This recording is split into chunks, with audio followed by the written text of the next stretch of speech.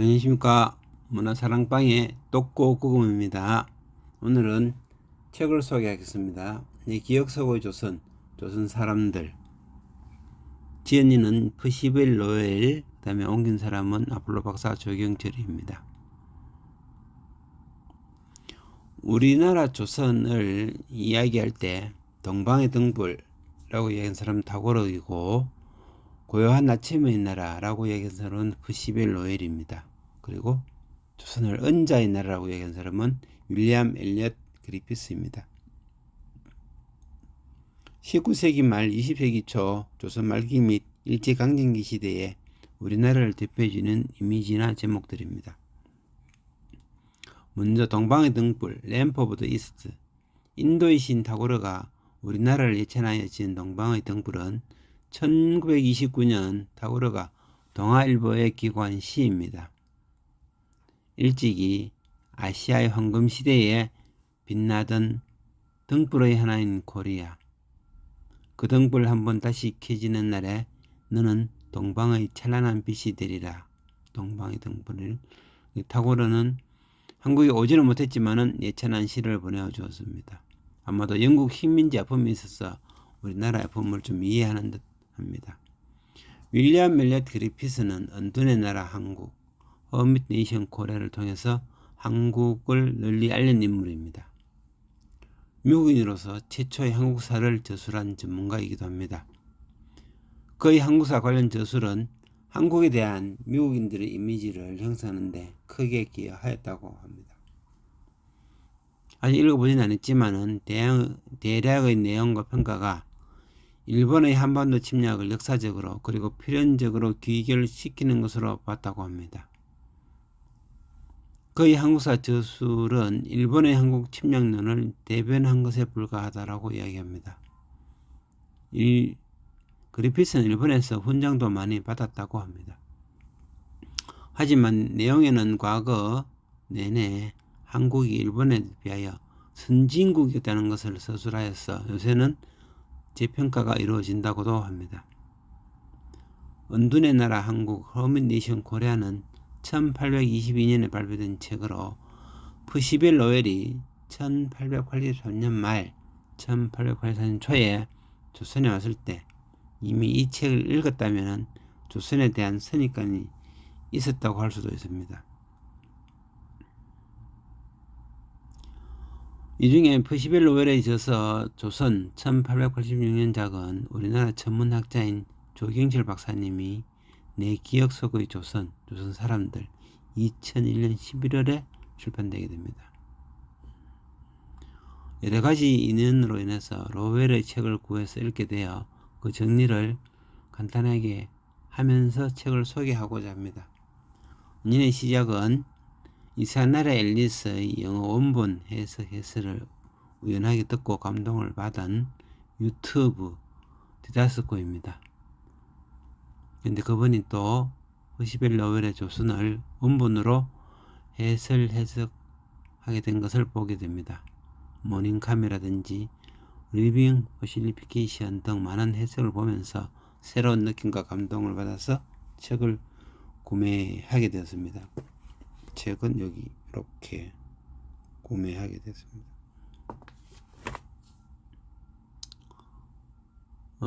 디다스코님의 강의는 영어 원문을 해석한 것이지만은 나는 영문이 아니고 번역본을 구해서 본 것입니다. 원본의 글과 해석판의 느낌은 감동이 다르니 실력이 있는 분들은 영어 원본을 구해서 보기를 권합니다. 저자 퍼시벨 노엘은 1855년 미국 보스턴의 명문가 로웰가에서 태어났습니다. 형제들은 시인으로서 에이미 로웰, 그 다음에 25년간 하버드 대학 총장을 지낸 로렌스 로웰이 있다고 합니다. 대단한 집안입니다. 한편 조반니 스키아파벨리가 화성 운하를 발견하자 자극을 받아서 자기의 재능과 재산을 화성 연구에 바치기로 하고 로웰 천문대를 건립하게 됩니다. 그는 플래그스테프에 천문대를 세워 화성을 관찰했고 또한 X 행성이라는 제9의 행성의 존재에 대해서 발표하고 탐색했으나 결국 그가 사망한 뒤 14년이 지나서 그 행성이 발견되었습니다. 바로 명왕성입니다. 이것이 미국 애리조나주 플래그스태프에 있는 로웰 천문대 모습입니다. 관측하고 있는 로웰의 사진입니다. 로웰은 많은 시간 극동 지방에 있으면서 그 경험으로 조선, 극동의 전기, 노토, 신비한, 일본 등 많은 책을 출간하였습니다. 그리고 우리 한국의 보빙사의 외국인 사무관을 지냈습니다. 1916년에 사망하게 됩니다. 로웰이 우리나라 조선을 방문한 것은 28살, 29살 때입니다. 여기가 애리조나 주의 플래그스테이프입니다. 라스베가스와 그랜드 캐년 제일 남쪽 지역과 좀 가까이 있습니다. 퍼시벨 로웰의 책을 옮긴 분은 조경철 박사님으로 1929년 태어나셔서 얼마 전 2010년에 돌아가셨습니다. 조경철 박사님은 아폴로 박사로 유명합니다. 저희들이 어릴 때 텔레비에 많이 나와서 많은 지식을 전해주시고 인기가 좋았습니다. 이제 책으로 넘어가면은 퍼시벨 로웰이 지은 책은 이 책입니다. 원본 조선 The Land of the Morning Come입니다. 한문은 옆으로 썼습니다. 퍼시벨 로웰입니다. 조경철 박사의 번역서는 제목이 내 기억 속의 조선, 조선 사람들입니다. 여기를 확대하면은 이렇게 됩니다. 퍼시벨 로웰 지음 조경철 옮김. 이제부터 책을 보기로 하겠습니다. 책은 처음에 옮긴 얘기부터 시작합니다. 그러니까 조경철 박사님의 이야기입니다. 1978년에 애리조나주 천문대에 들렸을 때 북원 로열 천문대에 그 한국에 관한 책이 있다는 이야기를 다른 연구원으로부터 듣게 됩니다. 그때는 책을 못 구했다가 1982년 4년 5년 뒤에 플래그스태프에 들렸을 때 그 책을 구할 수 있었다고 합니다. 그래서 이 책을 번역하게 되었습니다. 옮긴이 조경철 박사는 로웰의 문장이 대단히 명문장이고 아카데믹한 영어를 구사하기 때문에 자기는 번역에 어려움이 있었다고 이야기합니다. 물론 겸손한 이야기죠. 형제들의 경력을 비춰보면 충분히 납득이 갑니다. 그 다음은 이제 책에서 차례가 나옵니다. 1장 하루가 시작되는 곳에서 36장 조선을 떠나며 구성되어 있습니다. 1장 하루가 시작되는 곳에서 36장 조선을 떠나며 다음으로는 지연이 퍼시벨 로웰의 서문이 나옵니다. 퍼시벨 로웰은 1884년 12월에 조선의 서울에 황제의 기밀을 얻다고 적고 있습니다. 이때는 고종 왕이기 때문에 황제가 아닌데 누군지 모르지만 한 사람은 실수를 한 것 같습니다. 홍영식 등과 보빙사의 미국 안내를 해준 3개월 동안 저자인 로웰이 이 책을 낼 때쯤 홍영식 이미 갑신정변의 순국자가 되어 있었기 때문에 이 책을 통하여 명복을 빌어주게 됩니다. 이미 조선과 미국은 조약을 체결하였기 때문에 그 감사의 뜻으로 이때 보빙사, 그러니까 답례로 외국을 방문해서 고맙다고 인사하러 가는 팀들입니다. 요 앉아있는 제일 왼쪽 요 분이 퍼시벨 로웰입니다. 그 옆에 사람이 홍영식이라고 합니다.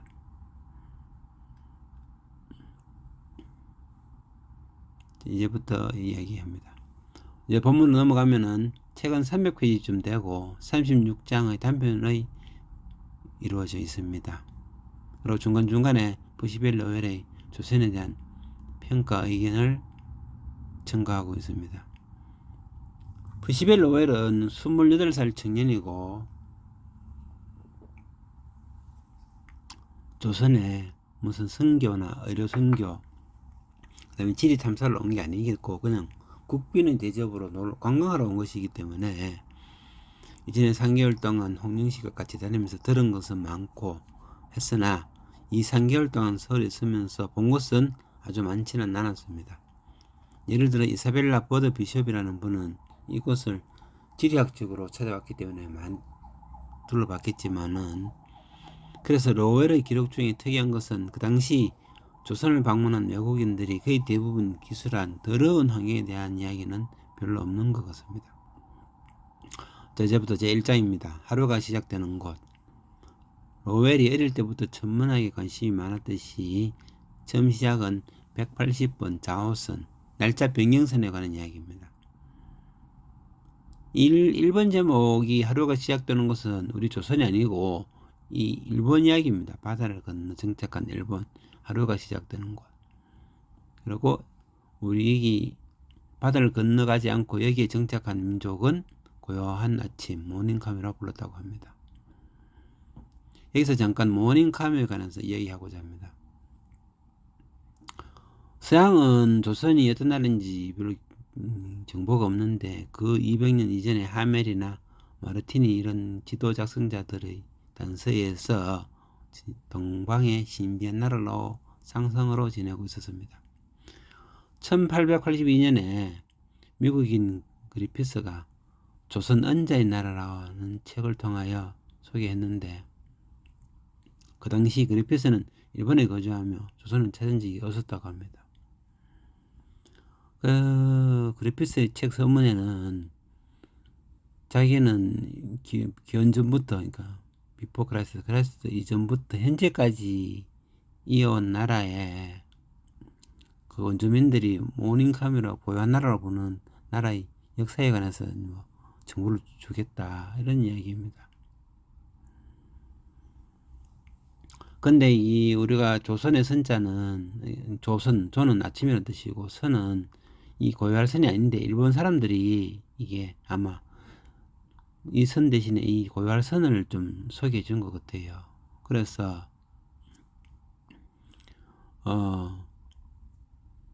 여기 보면은 그 서문 중에 그리피스는 조선을 모닝캄 또는 프레시 모닝이라고 이렇게 적었습니다. 그리고 선이라고 하는 것이 깨끗하다, 선명하다, 생생하다는 뜻을 있고 조용하다는 뜻은 원래 없거든요. 여기 생생한, 그러니까 생선 처음 잡아서 뭐 생생하고 아침에 생생한, 뭐 깨끗하고 선명한 그런 느낌인데 어디서 갑자기 고요하다 이런 식으로 바꿨는데 일본 놈들이 아마 그렇게 바꿨는 것 같습니다. 왜 그렇게 하냐면은 이제 일본에서는 그 일본 라이징 선라이즈 킹덤을 어떤 개념에 대비해서 일본 사람들이 그리피스에게 우리가 아침 해 뜨면은 그 조선을 좀 고요하게 비춰준다 뭐 그런 식으로 자꾸 세뇌를 했답니다. 왜냐하면 그리피스는 일본에 그 10년 이상 일본을 연구했고 또 훈장도 많이 받았고 장학금도 당연히 받았겠죠. 그래서 그리피스의 번역을 우리가 일일이 나무라기는 어렵다고 생각합니다. 근데 로웰은 그리피스가 모닝캄 오와 프레시 모닝이라고 했는데 하필 로웰은 프레시 모닝을 택하지 않고 모닝캄을 자기 책에 채택한 것입니다. 그리고 영어 카멜은 딱히 고요하다는 뜻 말고도 곱다 뭐 그러니까 이런 뜻이 있거든요. 그래서 하필 고요하냐라고 번역한 것은 누구인가 이게 좀 궁금합니다. 왜냐면 모닝캄을 꼭 고요한 아침이라 번역할 필요 없이 아름다운 아침으로 번역해도 되거든요. 그러니까 아름다운 아침, 그러니까 꼭 활기차지는 않아도 아름다운 아침으로 번역해도 되는데 모닝캄을 꼭 고요한 아침으로 번역한 것은 우리나라 사람이 아닐까 이렇게 생각합니다. 결국은 뭐 우리가 좀 잘못한 오역일 가능성이 많습니다. 그래서 모닝캄을 고요한 아침으로 번역함으로 인해 갖고 그 선입관 때문에 조선이 살아있는 화석으로 보여지게 되는 것입니다. 수백 년 전의 옷이나 예절이나 사고방식, 생활 양식 등. 자, 2장에서는 지도로 본 신비의 나라입니다. 1876년 일본은 강화도 지역을 맺고 나서 일본 군대가 조선의 지도를 만드는데 너무 한문은 중국, 한국, 일본이 똑같이 쓰는데 발음이 다 다르기 때문에 영국 직원이 그걸 다 영어로 새로 지도를 만들어냅니다. 트레디 포터는 이제 조약에 의해서 기항한 항구, 조차 지역, 이런 식으로 됩니다. 원산, 부산, 인천. 그래서 이 기후에 관해서 이야기합니다. 이런 항구들이 여름에만 활기차고 100년 전에는 원산항이 11월부터 4월까지 얼어버리고 인천항도 그 한강에서 얼음이 내려가서 거의 쓸 수가 없다고 합니다. 그러니까 100년 전의 조선은 지금보다 엄청나게 추웠습니다. 삼장 조선의 사계. 이게 웃기는 것이 로웰은 우리나라에 12월 말에 들어와서 2달 정도 있다가 3월 초에 나갔습니다. 근데 뭐 사계를 얘기한다. 들은 이야기입니다. 로웰의 생각에 서양 사람들은 세계를 보는 시각이 문명인과 야만인인데 기준은 열대지방이냐 아니냐라고 합니다. 왜? 유럽인들이 여행을 떠나면 맨 처음 당도하는 것이 열대지방이라고 합니다. 결국은 맨 처음에 그 지중해를 건너서 가면은 처음 도착하는 게 이집트란 말이죠. 그러니까 그 밑으로 뭐 사하라 사막도 있고 하니까 더운 데는 전부 다 야만인이다 이런 식으로 천문학자답게 우리나라의 기후를 위도로 표시합니다. 제주도 북위 33도, 도만강 북위 43도. 저자가 보기에는 미국의 아메리카 동부 해안과 비슷한 기후라고 생각합니다. 남쪽은 워싱턴과 비슷하고 북쪽은 미국 북동쪽에는 메인이라는 지역과 비슷하다고 합니다. 자기는 여름, 가을, 봄, 여름, 겨울을 못 지냈지만은 봄꽃으로는 순스러매와 벚꽃, 등나무, 붓꽃이 있다고 적어놓고 있습니다. 경험하지도 않은 여름 날씨, 가을 날씨, 겨울 날씨 등을 기록하고 있습니다. 얼음과 눈이 있는데 썰매나 스케이트가 없다는 것에서 자기는 좀 놀라는 이야기입니다. 4장, 이제 1, 2, 3장은 미리 얻은 정보를 정리한 것이고 4장부터는 자기가 부산항에 들어오면서부터 이야기를 적는 것입니다. 부산항에 들어오면 이제 뭐 쿠로시오 해류가 있어서 배가 뭐 글로 거쳐고 온다 이런 식의 이야기입니다. 부산의 뜻은 산의 생김새가 뒤집어진 솥, 한문에 산 부자가 이제 솥불을 얘기하는 것이기 때문에 육로로 가면 서울 가는데 10일 이상 걸리기 때문에 배로 3일 정도 만에 갔다고 합니다. 뭐 이미 이 당시 조선에서는 벌거숭이가 되었는데 석탄 채굴 금지이기 때문에 땔감으로 나무를 다 베었었기 때문이라고 합니다. 로웰이 보는 조선의 땅, 산은 초기 석기시대, 지질시대를 보는 듯하다라고 이야기합니다. 5장 초가지붕인 절비한 제물포. 부산에서 3일 걸려 제물포에 도착한 느낌입니다. 아시다시피 우리 인천에 조수간만세가 무지 심한데 부도도 안 만들고 외국하고 교역할 노력도 안 하고 그렇게 지내서 좀 가난하다는 이야기입니다. 로웰이 들은 제물포는 여러 강의 뚝이라고 풀이하는데 실제로는 이게 건널제와 물건물지 즉 물자가 건네지는 포구라는 뜻입니다. 제물포. 그리고 제물포에서 서울까지는 27마일인데 하루 만에 갈 수 있는데 하루 만에 갈 준비를 하게 됩니다. 그 다음에 이제 장성이라는 그런 편말이 인상적이었다고 얘기합니다. 제6장은 서울 가는 길. 그 수행원들의 특징은 식이 왕성하다는 것입니다. 조선인들은 살기 위해서 먹는 것이 아니라 먹기 위해 사는 듯 하다는 이야기입니다. 그래서 그 팀들이 식량 관리만 잘했다고 합니다.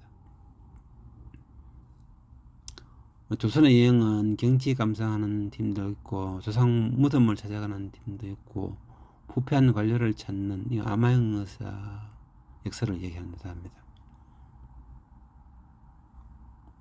결국은 하루 만에 갈 수 있는데 팀들이 속도가 늦어져서 한양성내에 못 들어가고 뭐 날씨가 저물어서 하룻밤 자게 됐습니다. 술 밖에서. 자기가 보니까 조선에는 이제 여인수익이 없다인데 여인수익이 없는 이유를 살펴보니 중산층이 없기 때문에 여인수익이 없다 이 말입니다. 밤에 이제 뭐 안내를 받아서 어쨌든 숙소에 들어가게 됩니다.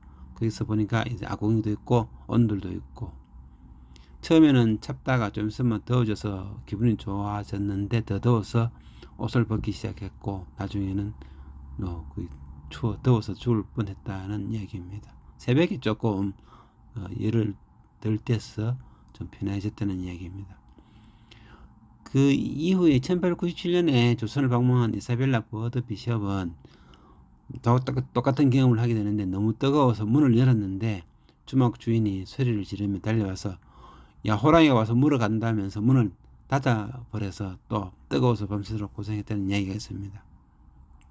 그러니까 1897년대에도 우리나라에 사람 사는 곳에서 호랑이가 나타나는 이야기입니다. 제7장은 고요한 아침의 나라입니다. 아침에 이제 일어나서 한강으로 걸어가는데 이제 나룻배를 타는데 거기에 사람, 가마, 인력거도 타고 소말도 같이 타는데 이 소말들이 상당히 유순온순한 것은 조선 사람들 성품의 영향이다라고 이야기합니다. 왜냐하면 유럽 사람들이 키우는 소는 그렇게 온순하지 않다고 이야기합니다. 8장은 장안 풍경, 장안에 들어가서 성문을 통과하면서 이렇게 경치를 구경하게 됩니다. 자기가 특이하게 놀란 점은 이제 이 큰 길은 뭐 신장로는 하나밖에 없는데 그 대부분을 노점상이 점령하고 왕이 행차할 때만 철거한다고 합니다. 노점상들을. 그래서 나라에서 노점상을 영원히 철거하려고 법령을 내니까 백성들이 장사꾼들이 데모를 하고 반발을 했다는 이야기를 듣고 여기도 아직 그런 게 남아있구나 하면서 놀랐다고 합니다. 제9장 거대한 성벽으로 둘러싸인 도시.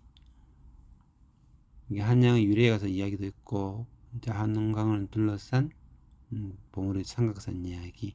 여기에 프랑스인들이 숫닥의 볕이라는 이름을 붙였다는 이야기도 적어줍니다.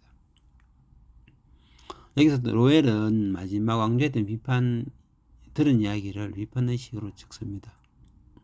결국 뭐 왕조가 다 애국자이긴 하겠지만은 중국 풍습을 그대로 받아들여 자멸했다라고 중국의 속국이 되고 정신노예가 됐다라는 식의 이야기를 어디서 들었는지 하고 있습니다. 명나라 왕조에 이제 잘 나가니까 태조가 한양은 중국의 햇비란 뜻으로 이해하고 있는 것입니다. 이런 것들은 뭐 그 당시 로웰의 선입관이라도 할 수 있겠습니다. 미국 지역의 많은 지명들이 영국 뺏긴 것 아닙니까? 그러니까 뭐 뉴올리언즈, 뉴욕 전부 다 그 지역의 사람들 그의 지명을 뺏긴 건데 뭐 자기는 환양이라 했다고 정신적 노예라 이런 얘기인데 그건 아닌 것 같고 우리나라가 뭐 세계 5대 문명을 꼭 이룩해야 되는가 그건 아니죠. 만리장성 이야기도 있는데 이것도 아마 이 책에는 단편 이야기를 자꾸 전체 얘기처럼 하고 있습니다. 이 사람 이야기는 성벽이 아주 인상적이었다. 화강암으로 만든 그 두꺼운 성벽이 아주 인상적이라는 이야기를 좀 자세하게 하고 있습니다. 팔대문에 관해서도 이야기하고 있습니다. 10장은 남산에 있는 봉화 이야기입니다. 봉화는 5개인데 평상시에는 4개만 점화되고 평화롭다는 의미로 있습니다. 외 경복궁, 보신각종, 광화문, 경회로에 관해서도 이야기하고 있습니다. 11장은 조선의 행정 조직에 관해서 간단하게 이야기하고 있습니다. 건정전 이야기, 건정전 앞에 명패, 돌 이야기, 삼정선, 그다음에 정부 육조 이야기도 하고 있습니다. 근데 걔들이 보기에는 육조에 이제 대외관계 업무 부서가 없다는 것이 좀 이상합니다. 왜냐하면은 우리나라는 유일하게 이제 뭐 중국만 상대하기 때문에 그래서 육조에 대외관계 업무 부서가 없다. 근데 이제 얼마 전에 일본하고 조약을 맺었기 때문에 외무암문 창설하게 됩니다. 그래서 외무암문이 있기 때문에 따라서 내무암문도 따라서 만들었다고 합니다. 그다음에 이제 관리 임명은 시험으로 보는데 선비들은 시를 지을 수 있어야 하고 중국 고전을 해석할 수 있어야 한다. 근데 자기 말은 다민족 고전 숭배 사스성인데 이것도 말이 안 되는 게 뭐 영국은 자기 나라 책이 따로 있으면 자기도 그리스 로마 라틴어 연구하는 건 다 똑같은데 뭐 섹스피어가 있어갖고 자랑. 근데 이 사람은 미국 사람이기 때문에 그거하고 관계없습니다. 다음에 이제 로웰이 원래의 사무하움이라고 이제 어떤 생활이나 뭐 습관, 인식의 차이에 관해서 이야기하고 있습니다. 즉 집에 들어갈 때 서양인들은 신발을 신고 모자를 벗고 집에 들어갑니다. 그리고 의자에 앉습니다.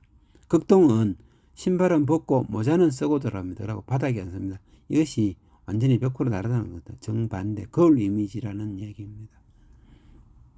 극동은 서양의 반대편에서 문명을 거꾸로 비춰지는 거울인 것입니다. 그래서 서양에서는 스스로를 반성하고 자학하는 기회가 되었으면 한다 라고 적고 있지만 실제로는 로웰은 별로 반성하고 자각이 안 되는 듯합니다. 로웰은 거기에다가 세 가지 비개성적 특질, 가보장제, 여성의 지혜가 부재하다고 이야기하고 있습니다.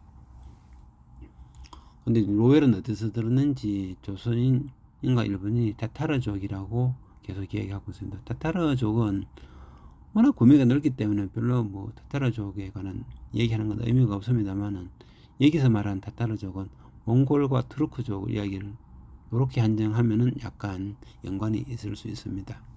이게 몽골 이야기, 투르크족, 터키와 관계되는 겁니다. 13장 제목은 비개성의 특질. 이 서양은 그런 걸 증명했다고 하면 어떤 학자가 나는 네가 아니며 너는 다른 사람이 아니라는 사실을 뭐 말로 했는지 글로 했는지 해서 자아라는 개념을 뭐 완성했다고 합니다. 그러니까 서양인의 시각에서 인생의 커다란 부분인 개인이라는 개념이 극동이 존재하지 않는다라고 로웰은 계속 적고 있습니다. 근데 내가 생각하기에는 이 나라는 개성의 본성이 서양인데 도리 없는 듯합니다. 왜냐하면 단어를 봐도 우리나라는 나는, 나의, 나를 이렇게 나라는 단어가 일정한데 서양에서는 나의, 나이가 이렇게 I, my, me, mine 해갖고 자신이 계속 바뀌어버리지 않습니까? 결국은 좀 황당한 얘기지만 이런 거 봐도 우리나라 나가 계속 바뀌지 않고 영어는 글자 자체가 I에서 my로 바뀌어버립니다. 결국 개성이 없다는 이야기, 인간성이, 개인성이 없다는 이야기입니다. 그래서 개성의 부재, 극동의 말을 배우면서 문장에 자신의 입체성을 의식하지 않았다고 합니다. 그래서 로웰은 기억, 수성에 대해서 이제 동량이 많이 결여되어 있다고 합니다. 그 100년이 지난 지금 보면 도리어 로웰의 이야기가 거꾸로 되어 있지만은 그 당시에는 미국이 강대국이니까 자기가 옳다고 주장하고 있습니다. 간단히 예를 들면은 지금 영어는 좀 덜하지만은 지금 유럽 언어들은 남성, 여성 그리고 중성 이렇게 사물 명사에 대해서 사물에 대해서 성적 구분을 합니다. 현재는 세계는 남녀 차별을 없애고자 해서 영어 및 유럽 언어의 성별을 구별하는 언어들에서 성별을 없애는 운동이 많이 일어나고 있습니다. 즉 남자는 미스터 하나밖에 없는데 여자는 왜 미스하고 미세스를 하느냐. 그래서 통틀어서 미제로 부르자. 이런 지금 거의 다 미제라고 부르고 있습니다. 로웰은 먼저 격의 차이를 이야기해 줍니다. 근데 여기서 이야기는 하면서 자기는 특별한 이야기는 없습니다. 나, 당신에 대항하는 단어 이야기인데 생활 환경이 달라져서 서로 잘 사용하지 않는다 이런 이야기고, 사물의 성별의 차이가 성의 구분이 필요하다고 이야기하지만은 이렇게 이야기해놓고 자기가 미국은 영어를 쓰는데 굴절의 시기를 지난 영어는 점점 단순해져서 성의 구분이 적어졌다라고 말합니다. 예를 들면 극동에서는 일만 하기 때문에 암소 구분이 필요 없습니다. 그렇지만 서양 소는 우유를 먹기 때문에 암소와 황소의 구분이 필요하다. 이런 식으로 이야기합니다. 그렇지만 유럽에서도 나라별, 언어별 성별이 다 다릅니다. 즉 같은 사물에 대해서도 나라별로 성별이 다 다릅니다. 그 그러니까 소녀는 남성이고 소녀는 중성으로 표시한다고 하는. 다리는 전부 다 여성. 나라는 또 여성으로 표시하고. 그래서 유럽 그림 보면은 전쟁하거나 이럴 때 그 무장한 여자들이 대표되는 것도 있습니다. 현재를 보면은 새로운 명사 단어가 생기면은 성별을 누군가가 정해줘야 됩니다. 그래서 지금 현재 프랑스 한림원에서 코비드19를 여성 명사로 규정한 것 가지고 프랑스 내에서 예민이 뭐 아니니 하면서 분쟁이 있다고 합니다. 그래서 이런 유럽언어의 문법적 성별 체계는 쓸데없는 겁니다. 프랑스인 56%가 코비드를 남성 명사로 쓰고 있고 19%가 여성 명사로 쓰고 있다. 그리고 25% 정도는 뭐 남성형, 여성형을 오가면서 사용 중이다. 이런 겁니다. 그러니까 새로운 명사 단어가 생기면 머리 아픈 겁니다. 근데 결론적으로 보면은 사물의 성별의 차이는 필수가 아니고 시적인 문제일 뿐입니다. 우리나라에서도 선비들은 시를 잘 지을 줄 알아야 됩니다. 그 다음에 서양의 귀족들이 언어의 유의에 필요할 뿐 이 성별 차이는 실용적이지는 않습니다. 그러니까 문장도 구성도 거꾸로입니다. 극동은 이제 명사가 가장 앞에 나오죠. 동사는 로열이 보기에는 하찮게 얘기해서 뒤로 간다 이런 이야기인데 그런 자기의 생각입니다. 14장 가부장제 이야기입니다. 민족의 발달 초기에는 가부장제가 당연히 있지만은 민족이 발달하면은 속에서는 사라지고 극동에서는 지켜진다. 그러니까 뭐 극동은 미개하다 뭐 이런 이야기입니다. 근데 극동에서 지켜진 이유 중에 하나는 민족 성격도 있지만은 공자라는 사람이 나타나서 그런 이야기가 있습니다. 공자는 종교는 아니지만 숭배되고 불변하는 하나의 도덕률을 만들게 됩니다. 결국 공자도 수리부작이라고 해서 자기가 새로 만든 것이 아니라 부작, 만들지 않았다. 술이 있는 걸 이야기한다 이거죠. 새로운 것을 만드는 것이 아니라 이미 존재한 것을 자기가 정리하고 개선했다 이겁니다. 개선했는데 그게 이제 더 세게 개선했다 이 말이죠. 과부장제를 더 강력하게 개선했다. 로웰이 보기에 효도란 자신을 노예하면 할수록 남들에게 더욱 높이 평가받는다. 이제 부모에 대한 이야기입니다. 그 다음에 조상 숭배 이야기, 성지, 조상의 묘 성지술 이야기, 그 다음에 학렬 이야기, 이름 정하는 법, 입양 문제 이런 것에 관해서 이야기입니다. 여성의 지위에 관해서 15장에 이야기하고 있는데 이 점에 있어서는 이제 21살 여국 청년이 2-3달 서울에 있으면서 뭐 여성을 얼마나 만나고 이야기해 봤겠습니까? 일단 거의 못 만나죠. 그러니까 이 책에 쭉 보면은 몇 번 연애에 갈 때 거기에 참석한 희생들 그 사람들 만난 거 외에는 별로 없습니다.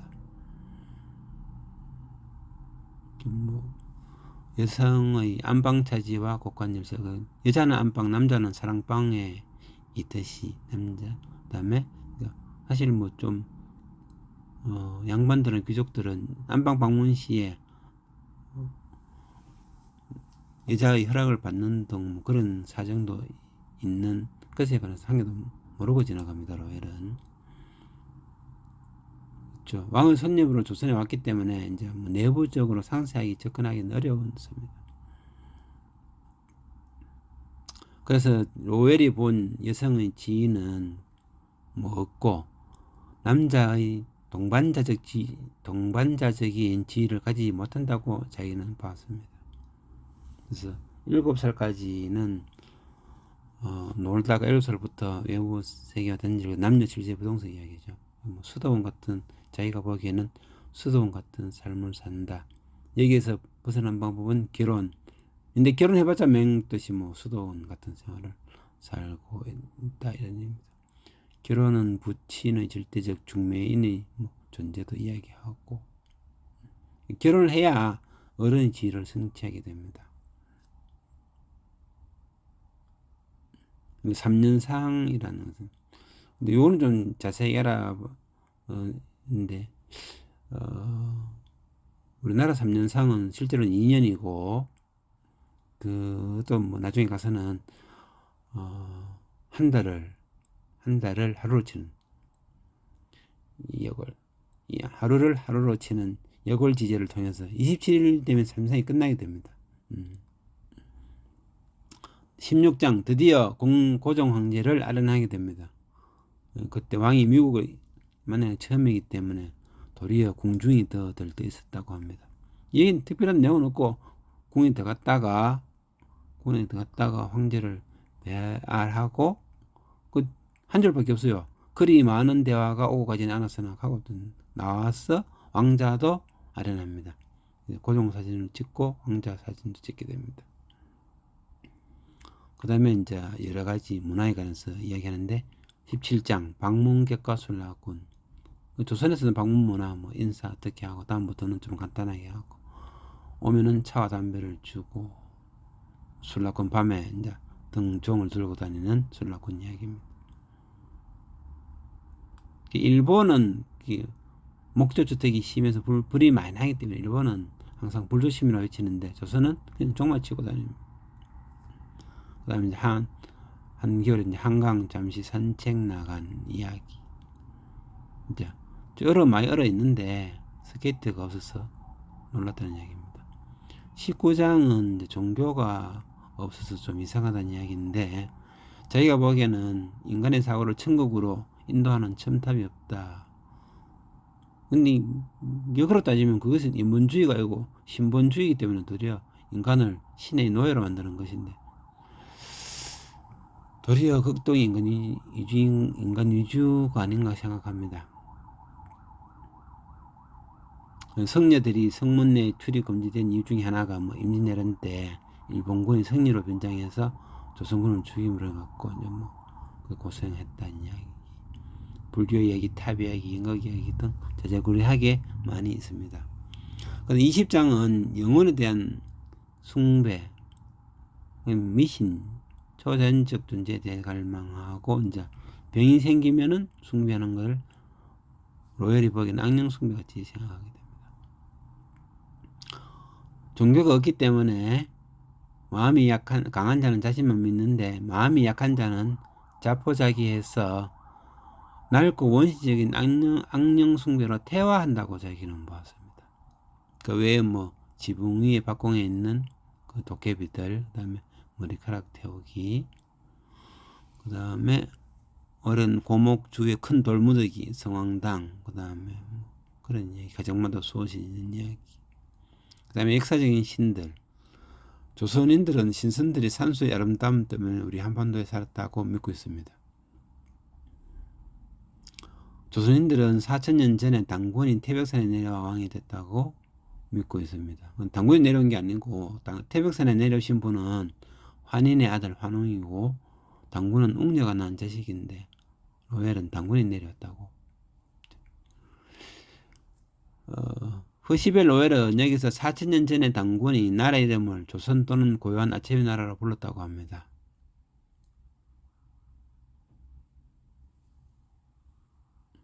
그리고 조선 말로는 고운 아침이라고 했다고 로엘도 이렇게 적고 있습니다. 고운 아침, 고운 선자, 아름 생생할 선자.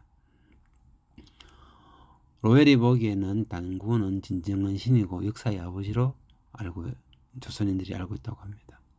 여러 왕들 이야기, 아래서 난 왕들, 영웅의 자식 왕들 이야기 다 하고 있습니다. 21장 서울에 이제 낮에 관광을 나가서 마차도 없고 말도 없기 때문에 뭐 걷기는 좋다는 이야기입니다. 겨울바람이 많이 불어서 옛날 얘기 좋고 연잡이 연삼한 것도 보고 솔개도 보고. 그렇지만은 자기가 보기에는 서울은 이제까지 본 도시 중에서 가장 음울하고 우울한 도시입니다. 단지 이제 부르섬한 기운이 도는 흰옷만 뭐 좀 돋보일 뿐 우울한 도시라 이 말입니다.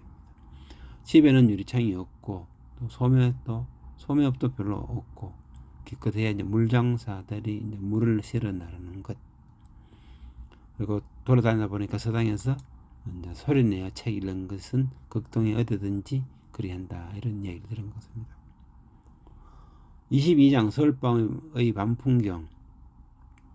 서울의 밤풍경은 뭐 통행 금지가 있으니까 그렇게 조용하다 이 말입니다. 따대미 소리도 듣고. 이 통행 금지가 있는데 중에서 돌아다니는 사람은 관리나 맹인이나 의사 처방전을 가진 사람들 이야기고. 조선의 개들은 뒷구멍에서 마음대로 돌아다니고 마음대로 돌아다니기 때문에 뭐 미국인보다는 애정을 덜 받는다 이런 얘기.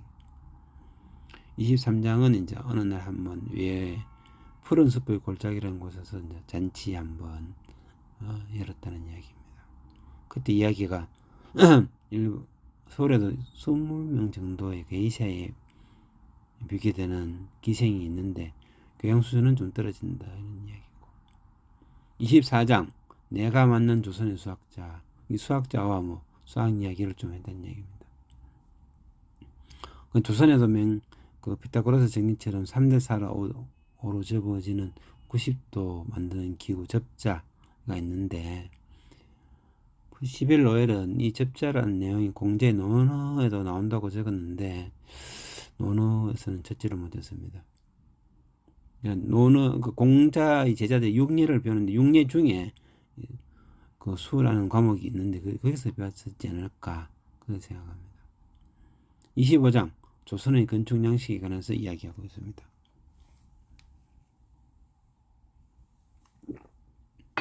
조선은 존중받기 위해서 스스로 의식의 울타리를 칩니다. 즉 어떤 대상이 깊숙한 곳에 있다는 사실은 거기에 도달하는 어려운 만큼 그만큼의 높은 가치가 있다 이런 이야기입니다. 중국의 황제를 만나러 갈 때 되면은 뭐 조선의 사신들은 그 문을 9개 정도 통과해야 되고 통과할 때마다 의뢰를 해서 뭐 사람들을 애를 먹인다고 합니다. 똑같습니다.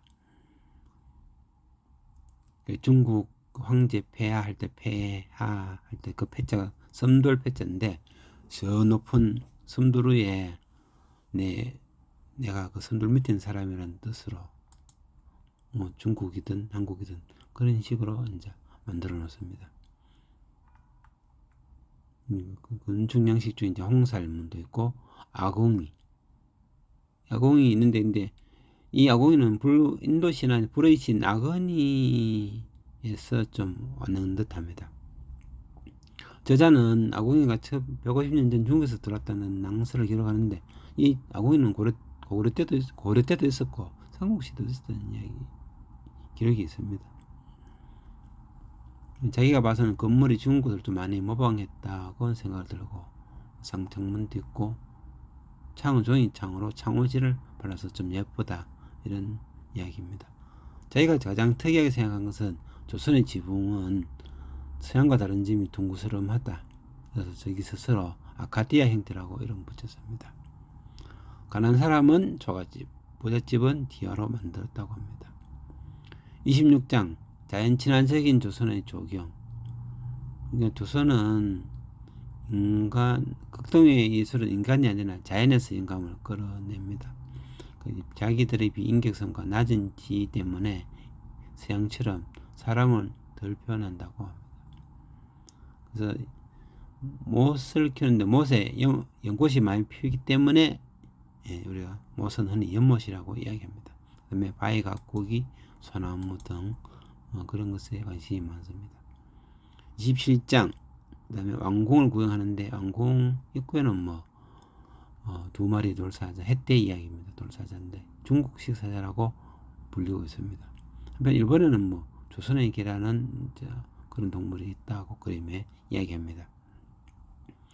왕이 사용하는 기둥은 원기둥이고 일반인들은 정방형, 사각형 기둥을 쓰게 됩니다. 그렇지만 석가래는 정반대입니다. 28장 제목은 끔찍한 광경을 목격하다. 역적들, 목이 떠지는 시체들이 39거 신장로에 널려 있는데 저걸 왜 저렇게 하는지 많은 생각을 하게 됩니다. 조선에는 도둑질이 아주 드물다고 합니다. 극동에서 살인은 아주 드물다라는 것이 저자의 생각입니다. 왜 그러냐 생각해보니까 서양인에 비해서 동양인은 거칠지 않은데 아마도 수세기에 걸쳐 교육을 잘 받았기 때문이라고 생각합니다. 특히 불교의 교훈이 감정을 억제하게 해서 그렇다는 얘기입니다. 자기가 보기에는 예절도 바르고 점잖은 동양인의 태도와 무례하고 잔인한 쌍인의 성향이라고 표시합니다.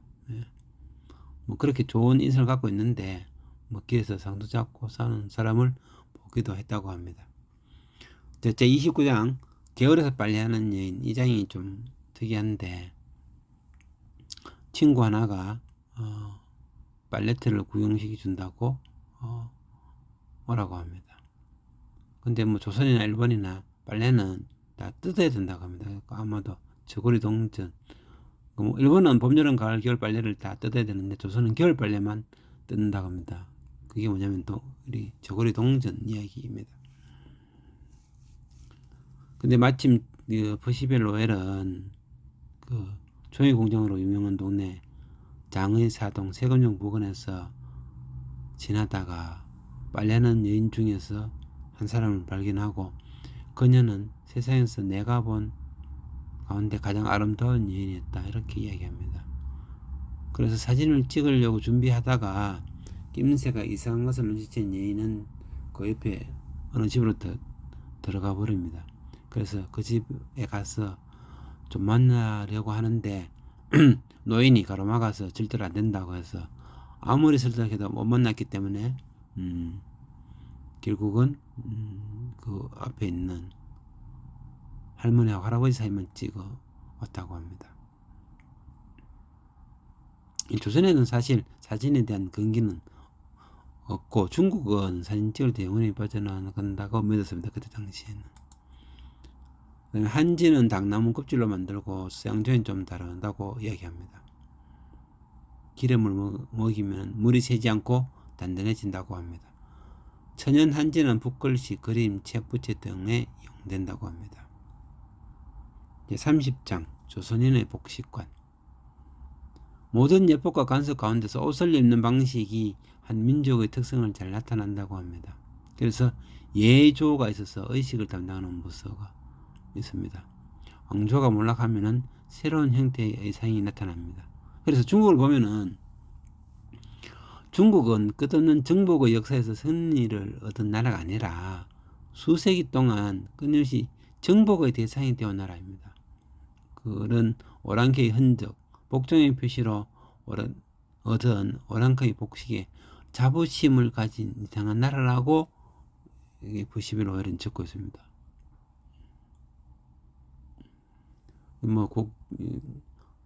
로엘이 보기에 조선은 복장이 사람을 판단한 근거 중에 하나라고 알고 있고, 서양에 비해서 특이한 방법은 옷을 여미는 방법이 단추나 단추구멍이 아니라 옷걸음을 아주 예쁘게 매는 것이 특징이라고 합니다. 그 다음에 푸른색, 저고리 소매, 뽕나무에 의한 비단, 삼배 비단, 이런 이야기가 하고, 목화에서는 나오는 무명이 양모에 뒤지지 않는다는 이야기도 합니다. 그리고 로엘은 공단이 보이지 않는다고 기록했는데, 그 공단은 삼국시대나 고려시대 다 했을 텐데, 공단이 뭐냐면은 문이 없는 비단이라고 이야기합니다. 문이 없는 비단. 그 다음 이제 얼굴 가리기 이야기, 버섯 이야기, 서양 양말, 가죽신 이야기. 조선 신발과 중국 신발의 차이점은 조선은 바닥에 못을 박아서 만들고 중국식은 미끄럽다고 이야기합니다. 이 기원은 뭐냐면 겨울에 얼음이 얼었을 때 서로 싸우다가 조선 사람들은 바닥에 못을 박아줘서 덜 미끄러져서 이겼다. 그래서 그 이후로 이것이 유행하게 되었다, 이런 이야기 있습니다. 집신 이야기도 있고. 31장 모자의 나라 조선 이야기입니다. 모자의 중요성에 대해서는 한 편 이상의 논문이 필요하다고 이야기합니다. 상당히 많이 이야기합니다. 야외용 모자인 갓, 비단으로 만드는데 혹은 싼 말총으로 만들기도 하고, 그러니까 신발은 밖에 벗어두지만 갓은 사람 관계 들어간다. 이게 조선의 특징입니다. 망건, 모자의 실내용 혹은 내의에 해당합니다. 실내용 모자 망건. 궁중모는 날개가 달린 모자를 썼는데 안쪽으로 굽었습니다. 왜냐하면 왕명을 신속히 들으라고. 그래서 왕의 모자 날개는 굽지 않고 똑바로 펴져 있습니다. 삭간 이야기도 있고, 여자용 모자는 드물다고 이야기합니다. 32장 화계사 가는 길. 화계사는 2박 3일 놀러 갔다 오게 됩니다. 33장 사원에서의 겨울 학년, 계속 연결되는 겁니다.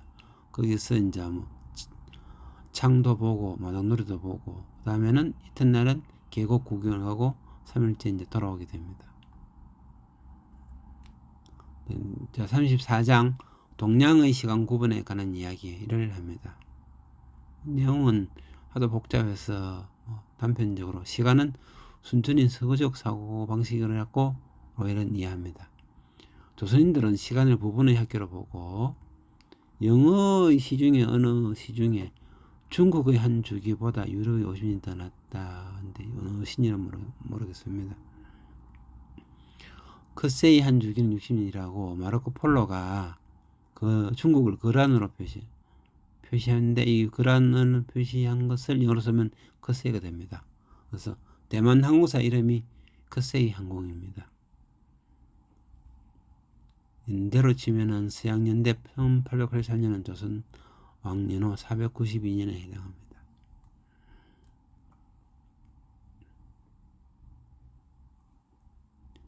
인간의 나이는 조선은 브로크스티안식 측정법입니다. 개인의 사정을 무시한.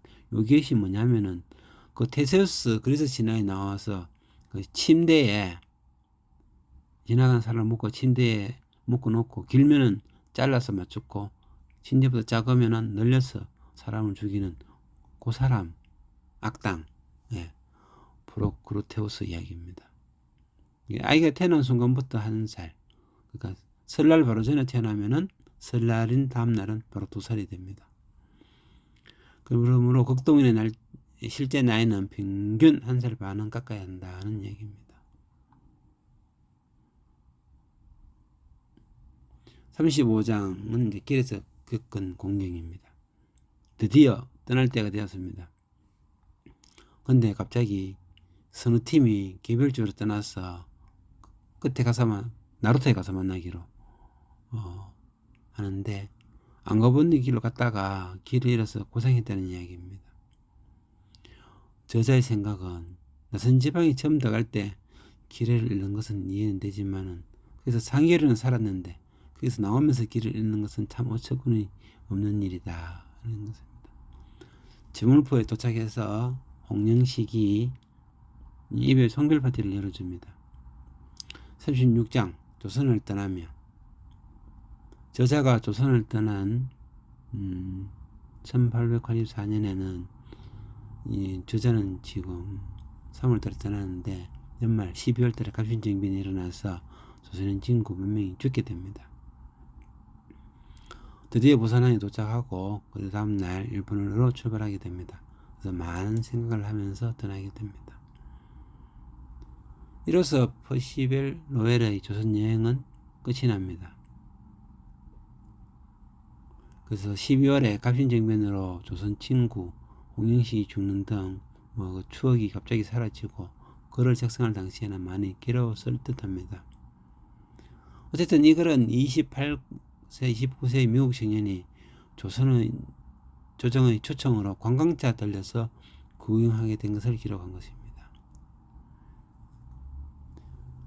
그 당시 다른 관찰자들 일반 사회에서 평민과 서민들과 어울려 지내는 모습은 별로 없고 주로 이야기하는 더럽고 냄새나는 악담들 이야기인데 이게 현실적이지만은 그나마 덜 추한 모습과 더 좋은 대접을 받고 간 기억을 기록하였습니다.